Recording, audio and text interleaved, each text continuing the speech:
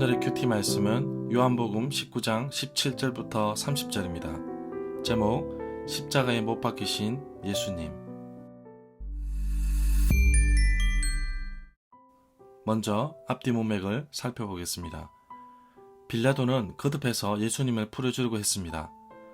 유대인들의 거센 항의와 협박에 못 이겨 빌라도는 결국 예수님을 무리들에게 넘겨주게 됩니다. 이 과정에서 빌라도는 책임을 면하기 위해서 유월절에 행하는 특별 사면을 하려고 하였습니다.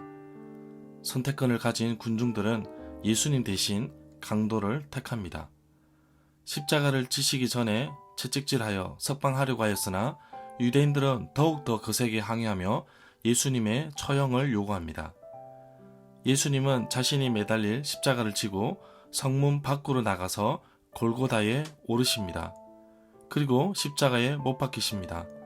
십자가 위에는 유대인의 왕이라는 명패가 붙어 있었습니다. 자기 백성을 구원하기 위해 이 땅에 오신 예수님은 모든 것을 온전히 다 이루셨습니다. 제자들은 모두 다 도망가 버렸지만 몇 명의 여자분들은 끝까지 예수님 곁에 머물렀습니다. 예수님은 다 이루셨다고 하셨는데 하나님 아버지의 뜻을 모두 다 이루신 것입니다. 문단을 나눠보겠습니다.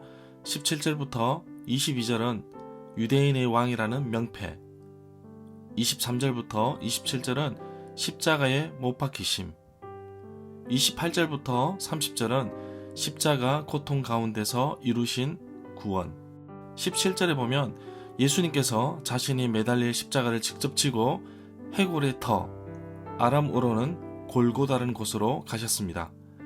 예수님께서 십자가를 지고 골고다로 가시는 도중에 구레네 사람 시몬을 만나게 되는데 군인들이 시몬에게 억지로 십자가를 지워가게 하였습니다. 예수님은 몸소 자신의 십자가를 지게 됩니다. 로마의 관행에 보면 죄수가 직접 처형 장소에 가는 길을 자신의 죄를 기록한 명패가 달린 형터를 들거나 매달아 가게 하였습니다. 18절에 보면 예수님 좌우편에 달린 사람을 마태복음과 마가복음에서는 강도라고 표현하였고 누가복음에서는 행악자, 악을 행하는 자라고 표현하였습니다. 19절에 보면 빌라도가 또한 명패를 써서 십자가 위에 붙였습니다. 그 명패는 유대인의 왕 나사렛 예수라고 써져 있었습니다. 마태복음과 마가복음에서는 이 명패를 죄패라고 말하고 있습니다. 죄수가 처형 장소로 가는 길에 그의 죄의 내용을 기록한 팻말을 들거나 등에 매달아 가게 하고 그것을 또한 십자가에 붙이는 일은 당시 로마의 관행에 일치한다고 봅니다. 예수님의 경우에 이 펜은 예수님의 주장에 대한 공적 확인 겸 그의 존엄에 대한 공개적인 선포처럼 들립니다. 따라서 그 제패가 그 지방의 언어 히브리어, 아람어로만 작성된 것뿐만 아니라 또한 공용어 및 일반적인 통신과 교육 언어로 작성되었습니다. 유대 지도층들은 이에 흥분하고 분노하였으나 그 제패는 여전히 그대로 남아있었습니다.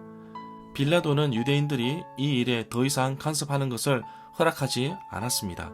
21절에 보면 유대인들의 대제사장들이 빌라도에 가서 말하기를 유대인의 왕이라고 쓰지 말고 자칭 유대인의 왕이라고 써주소서라고 하였으나 자칭 유대인의 왕이라고 하는 사람은 가이사 로마 황제에게 반역하는 것이라고 소리치며 빌라도를 압박하였습니다.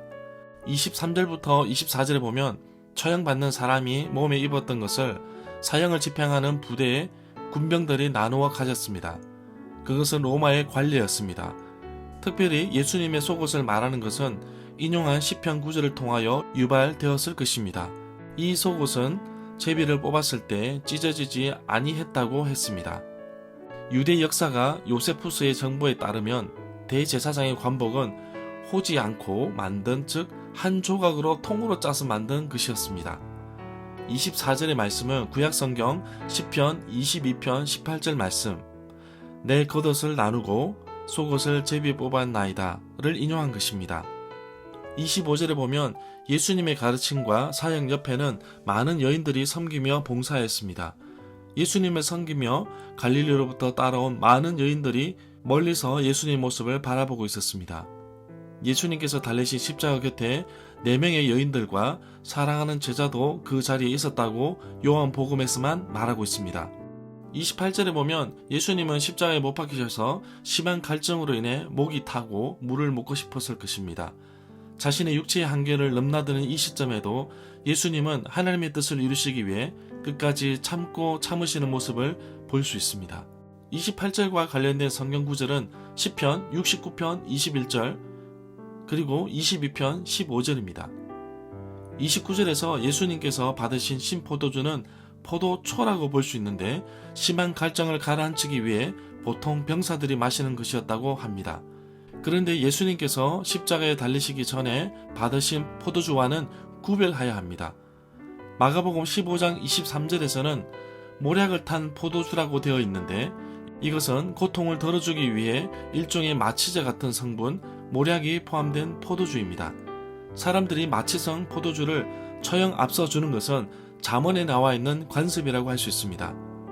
잠언 31장 6절에 독주는 죽게 된 자에게 포도주는 마음이 근심한 자에게 줄지어다 라고 하였는데 그러나 예수님께서는 모략을 탄 포도주를 받지 않으셨습니다.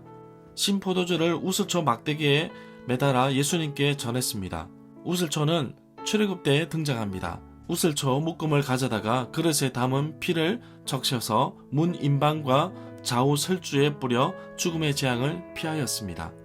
민수기에서는 종교의식에서 정결하게 할 때 피를 뿌리는 데 사용된 떨기나무입니다. 30절에 영혼이 돌아가시니라를 의미하는 그리스 본문은 문자적으로 번역하면 그가 영혼을 넘겨주셨다입니다. 아마도 이것은 10장 17절부터 18절 그리고 17장 4절부터 5절을 고려할 때 더 적절한 번역일 것으로 봅니다. 마태복음과 마가복음에서는 크게 소리를 지르시고 영혼이 떠났다고 기록하고 있습니다. 누가복음에서는 큰 소리가 바로 아버지 내 영혼을 아버지 손에 부탁하나이다 라는 말씀이었습니다. 예수님께서 다 이루셨다고 말씀하신 것은 십자가의 고통이 끝난 그 동시에 하나님의 구원이 완성된 것으로 볼 수 있습니다. 절마다 상세한 설명, 구절 해석, 핵심 내용과 중심 줄거리는 네이버 블로그에 올려져 있습니다. 내게 주시는 교훈입니다. 십자가에 붙어진 명패대로 예수님은 유대인의 왕이십니다. 또한 만왕의 왕이십니다. 그런데 그 모습이 마치 죄인처럼 보였고 빛나는 왕자가 아닌 나무 형틀인 십자가에 달리셨습니다. 예수님이 이런 모습과 이런 자리를 선택하신 이유는 바로 나를 구원하시기 위해서입니다. 예수님의 이러한 헌신적인 희생이 없었다면 여전히 나는 죄 가운데 빠져있고 또한 영원한 생명을 꿈도 꾸지 못할 것입니다. 정말 값진 희생입니다. 이런 귀한 구원을 거저 받았는데 정말 감사하고 감사할 따름입니다. 내게 이 귀한 구원을 거저 주셨으니 이제는 다른 사람, 가족, 친구, 그리고 이웃들과 태신자들에게도 예수님을 전해야 하지 않을까요? 우리는 예수님께서 이렇게까지 죽으신 이유를 결코 잊어서는 안 될 것입니다. 십자가 없이는 구원도 없고 십자가 고통이 없이는 영원한 생명도 없다는 것을 기억해야 합니다. 예수님의 정말 값진 희생을 잊고 산다면 어쩌면 우리는 그리스도인이 아닐 수도 있습니다. 나에게 값없이 허락하신 구원과 죽기까지 나를 사랑하신 예수님의 사랑, 그리고 생각조차 힘든 고통과 죽음을 우리는 기억해야 합니다. 그런 이유는 그분이 나를 위해서 죽으셨기 때문입니다. 해마다 찾아오는 고난주간과 부활주일은 찾아옵니다. 예수님의 고난이 나와 아무런 상관이 없다면 나는 그리스도인이 아닙니다. 그토록 십자가 위에서 참고 참으신 예수님의 헌신적인 희생과 나를 사랑하신 그 마음을 나는 기억해야 할 것입니다. 마가복음 15장 23절에 모략을 탄 포도주를 받지 않으셨습니다. 마취 성분이 모략 포도주를 먹지 않으신 것은 정말 온전한 정신으로 십자가를 끝까지 지시려는 강한 의지와 구원을 이루시기 위해 피하고자 함이 없이 온전한 희생을 드리고자 한 예수님의 헌신적인 모습을 보게 됩니다. 우리는 그토록 십자가의 고통을 참으시면서 구원을 이루신 예수님의 헌신을 잊어서는 안 될 것입니다. 고난주간을 보내고 있습니다. 곧 부활주일이 다가오고 있는데 이웃들에게 진정한 부활의 주인이신 예수님을 전하며 구원의 기쁜 소식을 이웃들과 가족, 친구들, 태신자들에게 전하기를 원합니다. 오늘도 전도 실천하는 가운데 많은 사람들에게 이 구원의 기쁜 소식을 전하게 하옵소서.